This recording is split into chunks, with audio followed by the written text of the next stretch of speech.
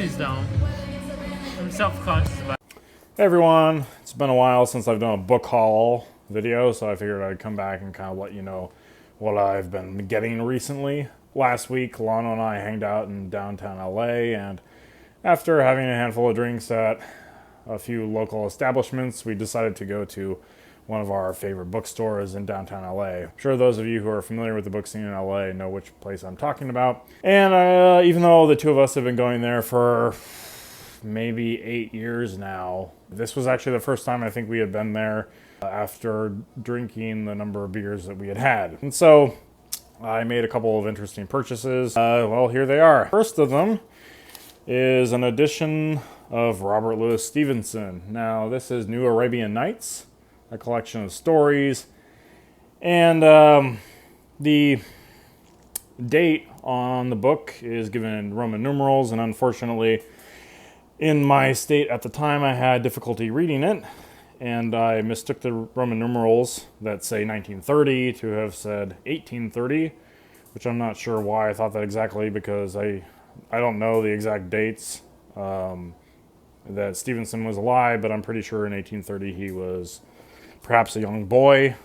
It turns out that this book, I think, was actually written in the 1850s, or released in the 1850s, and so I didn't snag an early edition that I thought I did. I snagged a 1930 edition. So the moral of the story is, before you go out on a night on the town, brush up on your Roman numerals. Or maybe, I don't know, maybe I saw a couple extra, maybe I was cross-eyed or something, and I saw a few extra numerals. Nevertheless, I'm excited to read about this because the Suicide Club is included in here. And, you know, I like old books, even if they're not particularly rare. They're always fun. They smell a little different. Though I am always worried about destroying them in my backpack or my bag that I take to work, so I typically wrap them, you know, with another bag or something. So I'll have to figure something like that out. But I hear that this is quite good. It used to belong to Mrs. J.L. Christensen or something. I don't know, cursive is a foreign language. Anyways, I look forward to this. I haven't read that much Stevenson. I read Kidnapped, which I really liked.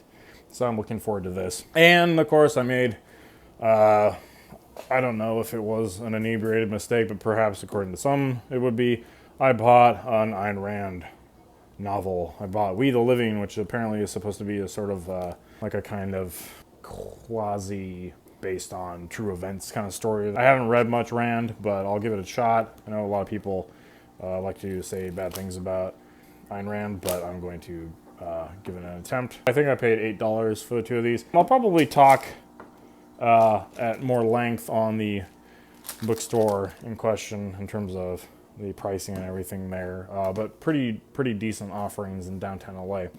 So aside from those two books that I picked up the other day while going there after bar hopping, I've picked up I've actually gotten a lot of books recently since I did my last book haul. Went on a trip, bought a lot of books.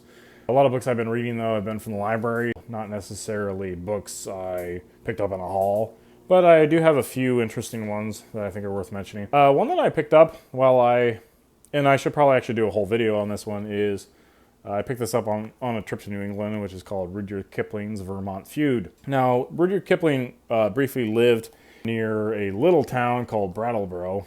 It's in Vermont. And this is the story of how his brother-in-law aggravated him so much that he and his wife left the country. This will probably be a book that I cover in a different video, but interesting. I've had the opportunity to visit his house there. Didn't go inside, but got to see the exterior because it was in the middle of winter. Another interesting book that I read is The Book of Five Rings by Musashi. Picked this up recently, but this edition I picked up is an 80s edition back when American businessmen had this kind of weird obsession with Japanese business practices. And, you know, when you hear about these books like Art of War by Sun Tzu or Book of Five Rings, modern editions always kind of try to ham-fist the books into, well, these can be applied to business practices. That is to say, you can take martial arts principles or warfare principles and kind of ham-fist them into law practices or into business practices. And this was especially prevalent, I think, in the 1980s. This 1980s edition shows a businessman with a newspaper striking a stance like a samurai, and he has his briefcase there. They call it The Book of Five Rings, and the subtitle is The Real Art of Japanese Management, which, of course, the book is about sword fighting, not about Japanese management. Another book I picked up recently for 99 cents, and I may or may not do a video about this, but is H is for Hawk, which is not exactly what I was expecting. Interesting book.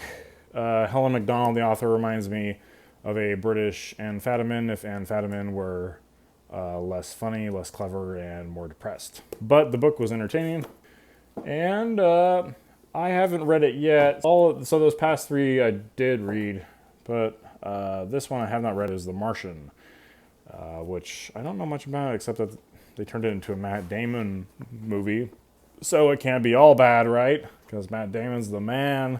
I may or may not check that out. It looks like it belonged to the Kiwanis Club at some point. Anyways, have a happy summer.